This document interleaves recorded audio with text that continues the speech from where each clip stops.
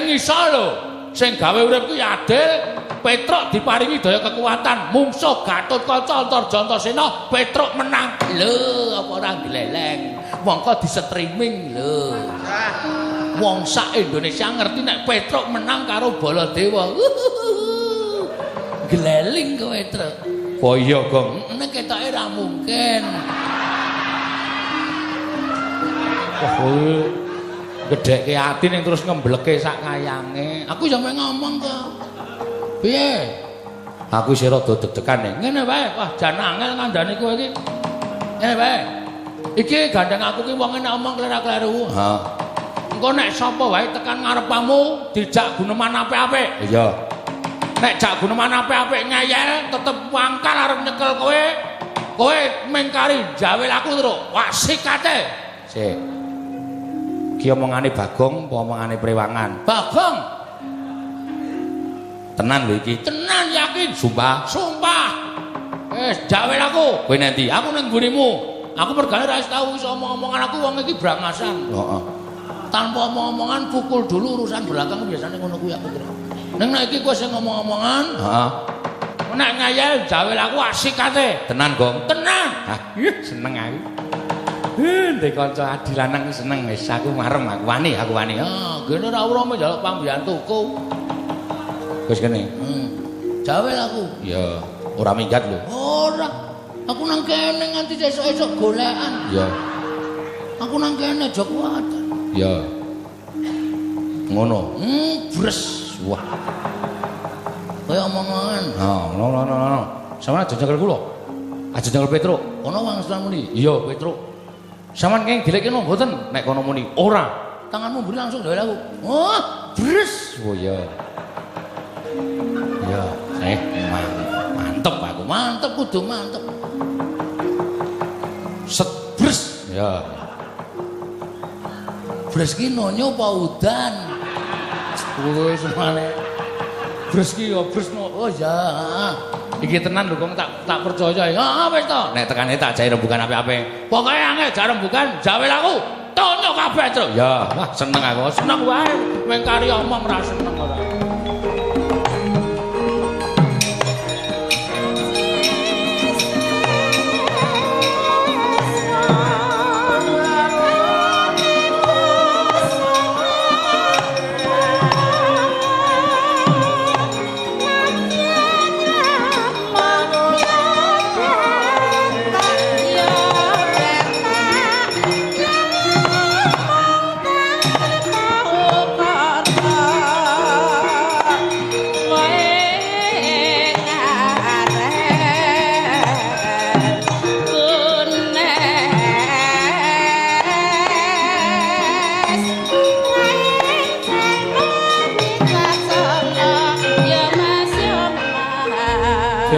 Lamun katututan lamun mangsa prawira tiktaya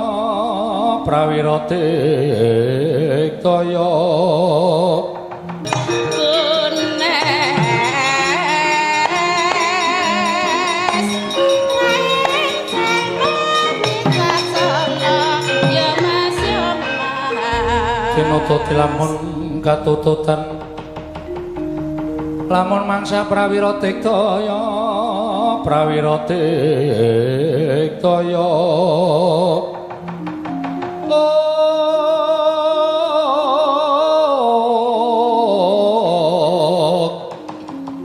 runanggono magawe kelari lowang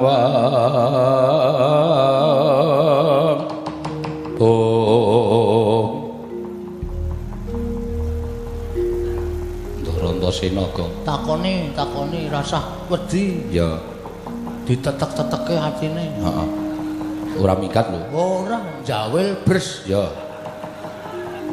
bekti kula nggih Den ya pitulut tak tampa pangestu Kutampanono ya Truk nggih sangat anggen kawula dadosaken jimat kok pasuryane kok abrit le nyawang Petruk kok kaya ora adat sabene sajae duka kali kula kowe tak takoni jujur karo aku ya Truk nggih pripun kowe wani karo Mandura iya Nun kowe wani karo Mandura oh wau to iya nggih lha pripun Nek pancen kowe wani mapano, kowe tak rangket tanganmu, tak kerincung sikilmu tak lebongi pakunjaran. Gedene aku mentolo karo kowe. Go. Sik wetengku lara itu. Waduh. Iya iki wis ra kena delekke, Gong. Gong, kok sikek tak keprok watu cengelmu kok. Mak penjeluk lara banget. Aduh. Omongan sik. Rada suwe men rada suda terus. Jare arep bres. Bres piye? Wetenge kowe kok ngene rasane kok bres ya tetep kalah. Tak ngaso sik.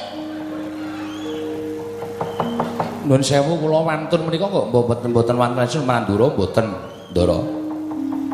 Ning sing kula waneni niku pambegane, kula mengimuti karo pambegane Sunan Prabu Mandura. Dumeh dadi Narendra mbok aja dipambegan kaya ngono. Ning kowe luput kowe wani karo Mandura. Luput kula mapan teng pundi? Kowe wani karo Pepunden. Kula wani merga ana jalarane. Jalarane apa? Jalarane kula mbelani bapak. Bapak niku pengen bangun kayangan, bangun morale para kawula sak negara Ngamarta supaya uripe tanpa beda kaya teng kayangan. Lah syarate kudu para Pandhawa rawuh teng Karang Kadempel sinambi mundi pustaka jamus miyang jimat kelima sada. Ning teng riku pun rawuh Sinuhun Ndarawati lan Sunan Prabu Mandura. Sunan Prabu Mandura ndereke Sunan Prabu Ndarawati. Sunan Prabu Ndarawati kepengin nyuwun ngambil pustaka jamus lima sada kinarya tumbal wadaling praja merga ke Taman Pegebluk. Kula ming matur. Kok aneh negara sing ditunggoni Sang Hyang Wisnu kok ke Taman Pegebluk, mongko negara sing dadi ratu niku menungsa utawa titah-titah lumrah ora ke Taman Pegebluk. Nek cara kula dicek dulu ngoten. Lah kok Sunan Mandura nesu. Petruk menungso derajate Panakawan Gedhi Bab 17 wong arek nyolok mripat diapormu ping kere kok wani ngarani marang Kyai Prabu Ndarawati. Nek kula sing dunekke kere niku kula ikhlas wong kula ya kere tenan. Kula dunekke wong ora duwe ora masalah. Ning bareng tekan bapak. Petruk, bapakmu kono ora sambangun kayangan. Bapakmu wong sekeng wong ora duwe, wong Gedhi Bab wong kere. Bapakmu gablek apa? Niku sing marai kula lara. Bapak lho Mas. Anane Petruk niku uga bapak Gojek karo Simbok. Ngenteni bal-balan. Terus lahir Petruk. Bapak niku sing kula sembah. Siji, Petruk kudu nyembah karo Sang Gawe urip. Angka loro Petruk nyembah karo wong tuane Petruk. Niku kewajibane manungsa urip ing alam padang. Nek bapak kula DC durek kaya ngoten niku Petruk nesu niku lumrah. Petruk nesu niku wis memper. Lah jebul sampean nek tak kula unekke, Antasena, anake Werkudara, wong drogak-drogok ora iso basa, ora iso ndodok. Unah-unuh ngalor ngidul. Lara ora atine? Atiku lara. Padha aku, Mas. Aku yo lara atiku. Mula kula wani karo Sunan Prabu Baladura niku ping belani ati kula sebagai anak belani bapak. Mbok dadi perkarane ngono to. Heeh, anu iya, anu nggih. Oh, lah yen ngono barang tak pitung-pitung bener kowe mbangane wong Mandura. Lah gene iso menggalih. Rada penake wetengku pisan.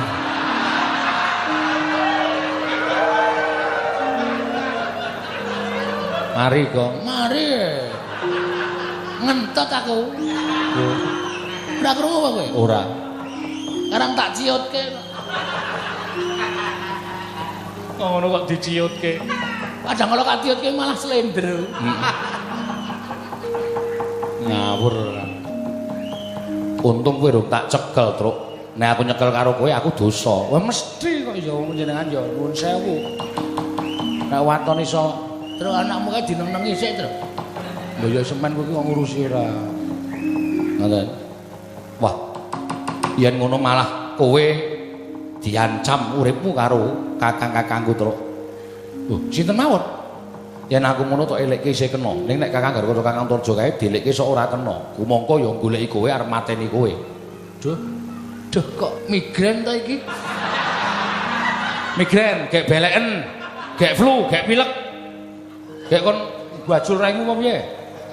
Ya ora nesu, Truk. Kan alasan kan sendiri-sendiri. Lambemu ora sak penake dhewe. jengkel aku anggere ana bahaya kok mesti lara ana sing bab sing nemelangi kok njur sirahe migren mripate gejala PC lan sampe terus. Ya ora ana truk mripat kok gejala PC. Ya ana nek blawur-blawur terus ora weruh. Terus ana gejala bisu barang lek omong klerak-kleru terus ra iso omong terus ngono. Ndoro karo kaca Ndoro Taja goleki kula to. Iya. Waduh mati aku. Nek aku njaluk karo kowe ya truk pripun? Nek kowe ngabekti karo pundenmu kaya aja wani ya. Wah, Petruk ning menungso ya, Den. Nek kula diwarahi ya nyun sewu, kula kepeksa wani ya to, Gong. Ha jelas. Padake dimeko kawula cilik kono ora wani, ya sorry. Nek Gatotkaca Antarja ora kena delekke ya piye meneh ya, Tru ya. Mbok ora omongan. Ora omongan. Kowe mesti lara to. Heeh.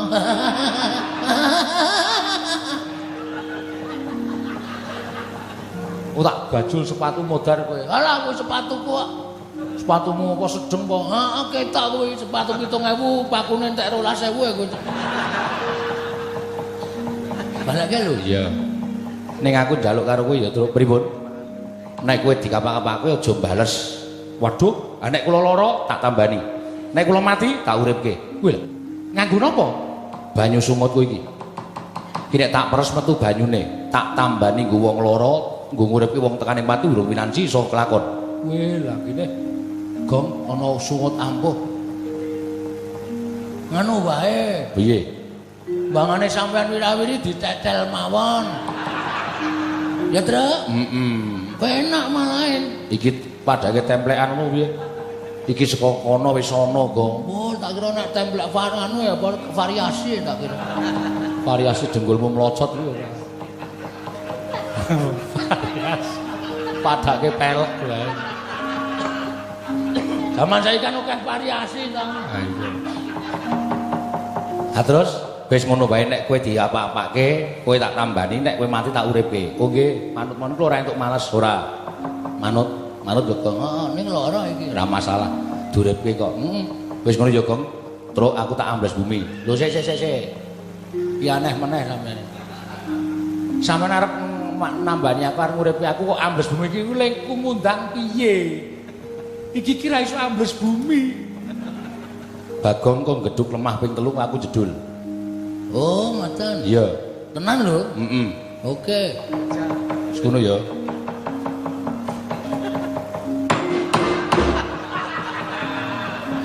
Ngopo? Ming jajal kok. Edan. Ya perlu dijajal ya, Tru. Menak di ngonoke ra metu. Hati was getun. Kemringet kok ora ngapa-ngapa.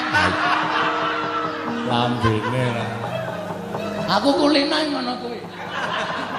Iki ngonoke ra metu asem tenan ki aku. Nanti bingung aku ngantian. Lambemu ra.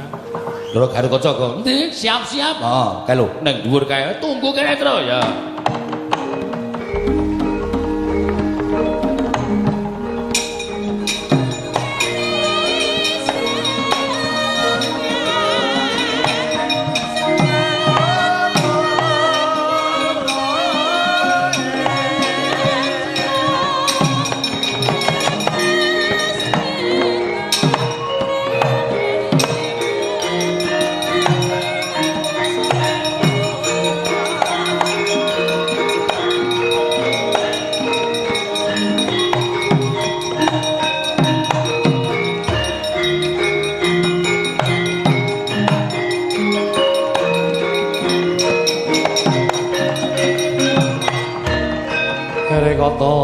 Dyan Gatotkaca Kinon mapakaraka suta tekapira Kresna Parta Parta manehar saktinira Oh Bekti kula nggih Den Petro iya Bekti kula Ndara Bagong iya Kok ngendikane sajak mboten lega penggalipun Petro nun kowe tak takoni jujur nggih Bojogoro oh mboten Petro niku wong tuwa kowe wani karo Mandura iya oh lang pripun to Nek kowe wani ulungno tanganmu tak bondo, tanganmu tak krincung, sikilmu tak leboke pakunjaran. Yen kowe bangga bakal tak rampungke budi tak sembadani. Yen kowe ora manut karo Gatotkaca isin duwe abdi Petruk sing wani ngorek-orek raine punden Pandhawa. Gawe wirange punden Pandhawa. Petruk, wiwit dina iki aku ora sudi mbokmu, malah yen perlu kowe ora gelem manut karo Gatotkaca. Mapan tak pancat pundakmu tak untir gulumu tak gembol dasmu kowe Petruk. Kagat risang kapirang urin angkul kinempet kempet dosang regnaning bawana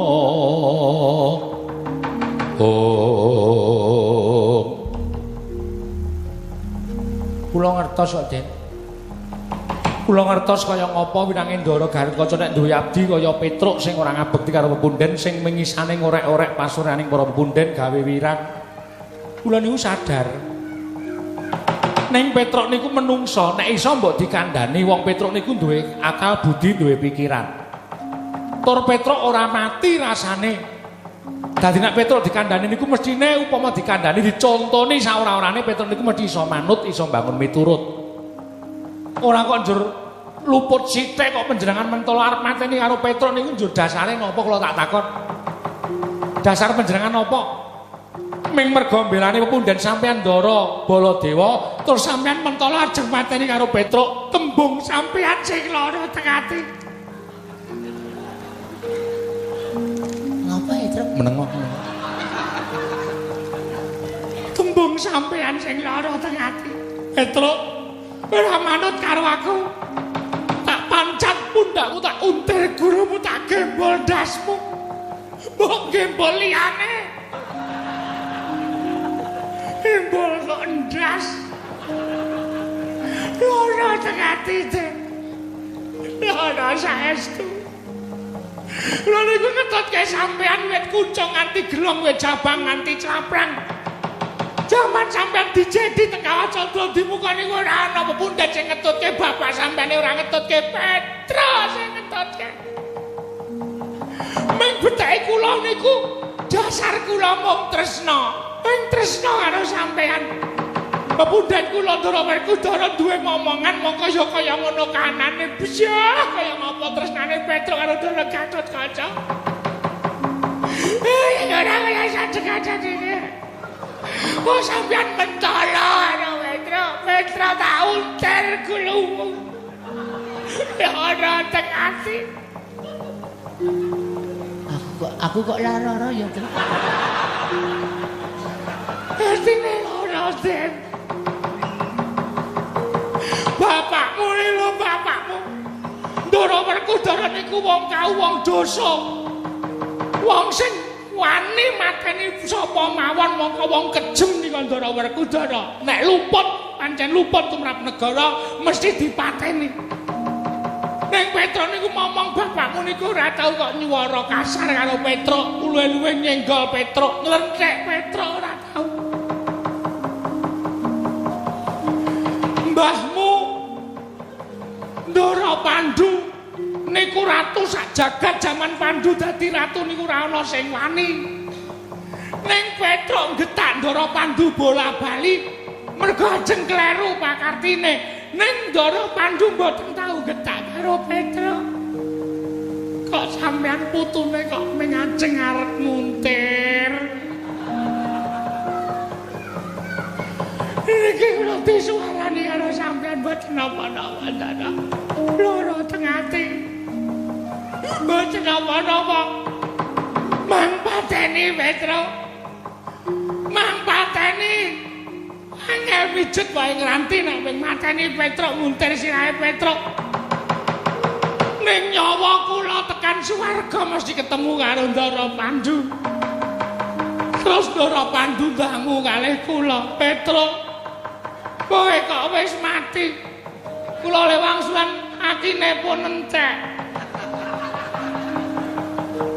Kula dipateni putumu Ndara Gatotkaca. Luputmu apa Petruk? Mboten luput, mboten kleru. Ndara Pandhu sukmane medhun teng jagat madosi sampeyan. Yakin niku tenan yakin. Iya.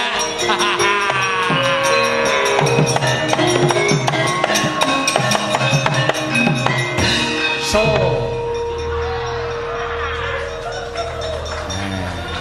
Pas welinge Ndara Antasena, aja ngantem, aja mbales. Kowe ngapain nangis iki? Hah? Aku bingung dengan dramatikmu itu.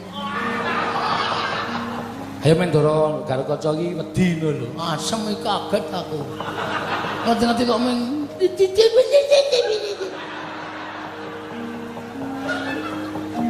aku wis Petro iki Kang Supan sapa ya? Mula aku meneng wae. Bareng kowe muni Mang Pateni Manguntir. Oh, lagi apa? Ngerti aku nek kowe lagi bersandiwara. Kok iso nangis ya, Tru? Kowe biasane ra nangis, ora tau nangis ya. Anakmu sing cilik mati kowe nanggap dangdut ta? Dasmu.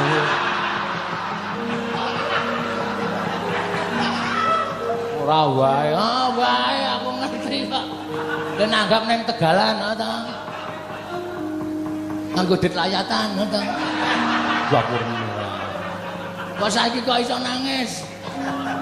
Ya aku ki ngremet brambang leletke nggon mata. Temploke nggon mata Ndara Garkaca ngene meruh luhku dileweran mongko ora luh asli. Ming luh gawean. Brubut munggah ning ngantariksa nganti cilik ora ketok ndelik. Gagas karo kelakuane iku. Ah sip iki mbaka siji hancur pertahanane kono. Ning iki isih siji. Sapa ya? Drontarja. Oh, ta? Heeh.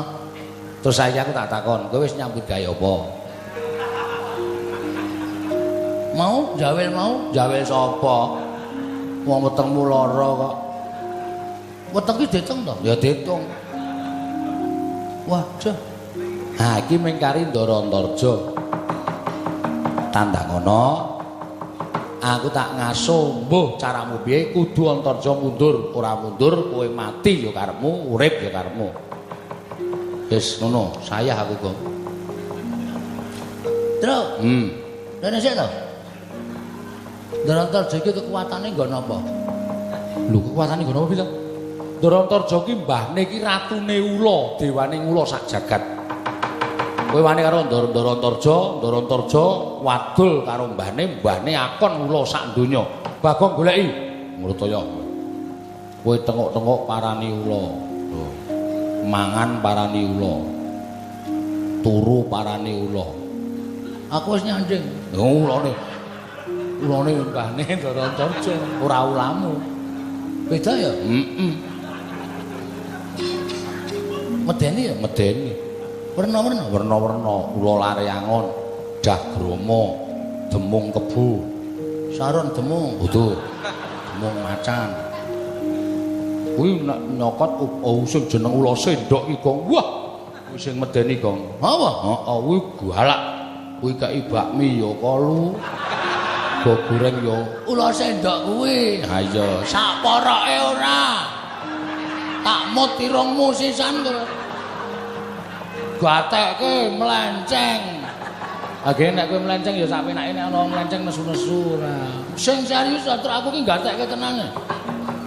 Monggo sing jeneng ulane Ndara Antarja nek nyokot wah ulane Ndara Antarja weruh kowe dicokot jebret. Sing dicokot kejet-kejet guys, kejet ulane ngaso. Wah.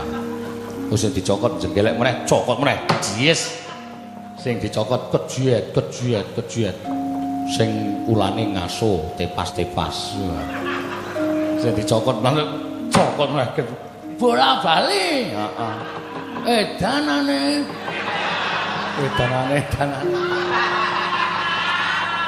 So bola bali ya Tru. Oh, ula galak kok. Oh iya, heeh. Wis ngono wae. Saku tak ngaso ya. Heeh.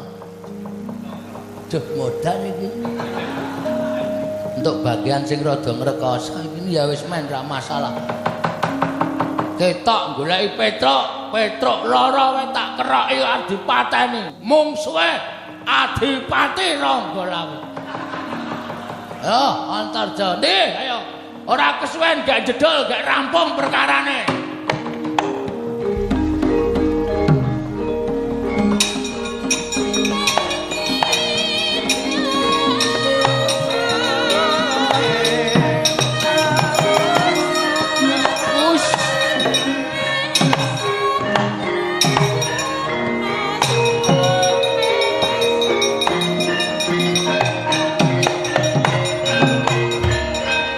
Kebabak keperanggul mung kowe ngayuda Kebabak bawat nyobentar bawat nyobentar Kebabak nyomung kowe ngaloko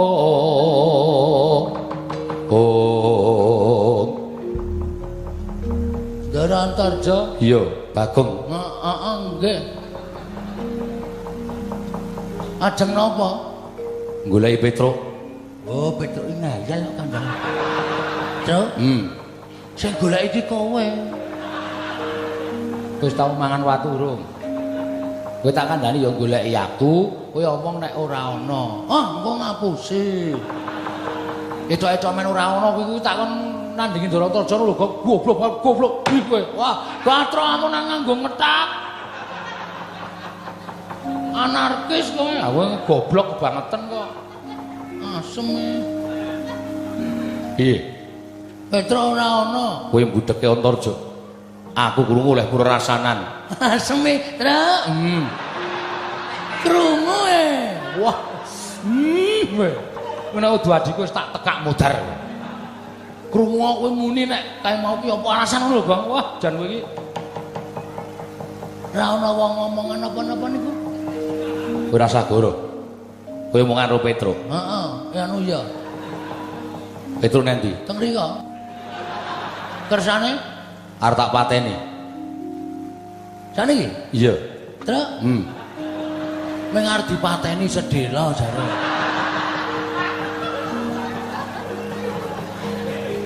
Tak tinggal Melayu Bali lho, tak tinggal Melayu Bali. Aja Truk, aja. Aja Truk. Kan kita bareng ta Truk. Tak bareng lagi. Besok kowe ngebis ora bareng aku. Kejem kowe dhewe. Petruk mboten nanten. Bagong. Aku wegah guyon, aku gak sembrono. Oh, kersane Petruk tak wenehke aku apa ora? Nek ora kowe tak pateni. Petruk tak pateni. Nek diwenehke kowe slamet. Tegese Petruk tak gowo bakal tak lebokake Pakunjaran. Nek ora dilebokake Pakunjaran gedene Petruk tak pateni.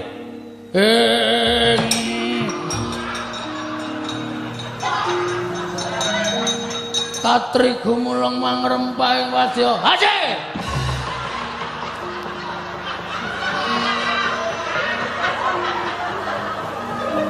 Kowe iki ngopo kowe? Arep suluk e. Biasane iki nek nesu nek wayange terus suluk to. Iki ora laras e. Sing genter goblok. Ngalahke sing genter. Men golek ramban wae bendina. Wis menengan isih tok salahke. Antarja. Apa? Kowe iki satriya. Iya. Petruk iki kakangku. Petruk lara tak tileki, tak keroki men supaya Petruk iki mari men wis terus sehat. Kok mati tok ame-ame. Kowe iki ndek pikiran ora, Jo? Kok Jo piye? Lah kok jenengmu sapa? Antarja. Dundang Jo kok ora gelem. Kok ngundang Antar ki murup apa kowe?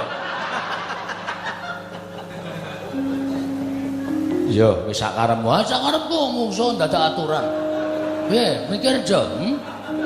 Upama kowe duwe kakang, utama kowe duwe sedulur. Nek sedulurmu, kakangmu apa adimu arep tak pateni perasaanmu piye? Hah? Sebagai manusia lho. Perasaanmu piye aku tak takon? Hah? Ya wangsulan. Jare wong pendidikan. Kerembak-kerembik. Wangsulan kowe. Petruk sapa wae sing jawel karo Petruk? Ware-ware wantas. Marang-marang tak putung legane atiku. Rawe, ben sakarepe cangkemmu. Wiladala apa? Hah? Bagong nek ngene iki wis ora kena dikandhani ta andane. Aja kok wujute menungsa lumrah. Dewa medhon wae waton rada lho, trada. Aku wani. Lah iya wong cilik. Ha iya. Ya Adipati ya wedi aku.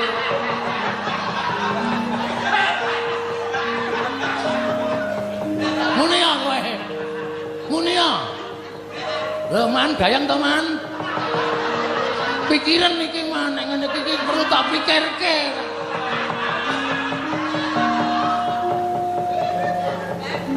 Yen ngono kowe wani haraku apamu sing tak wedeni iblis lanat ora minggat karo aku kendarat dintangane unta sik antar sik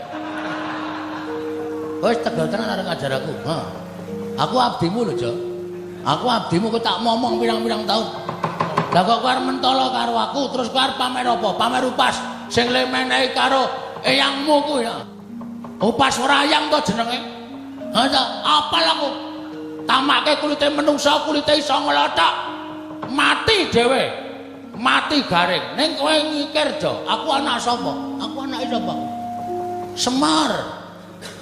Semar ki Sang Hyang es dung-dung Ismaya lali ya Sang Hyang Ismaya ngono Ismaya ki sapa Ismaya kuwi kakange Bathara Guru ngono dadi bapak kae kakangne Bathara Guru dewaning para dewa. Asline bapak iki wong digdaya, wong pinter, wong sekti kalintang jayaning perang. Ming bapak kuwi moh umo. Dadi ketok kaya wong ora duwe kekuatan. Ora mergo piye-piye ning mergo moh umo.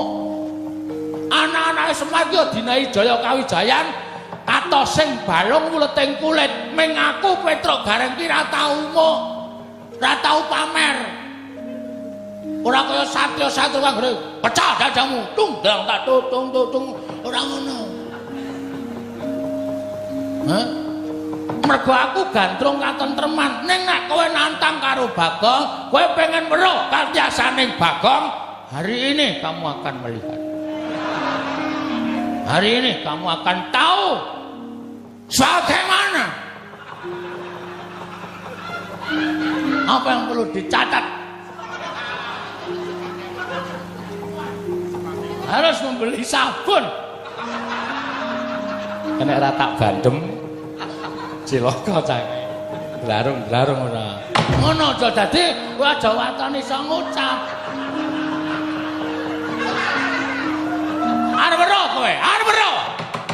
Kowe nyembur Bagong ora apa-apa ning kowe tak idoni kanggo kekuataning bapakku.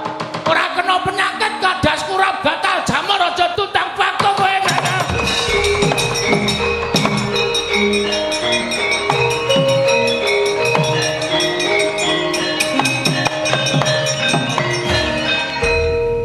Bapak ki le.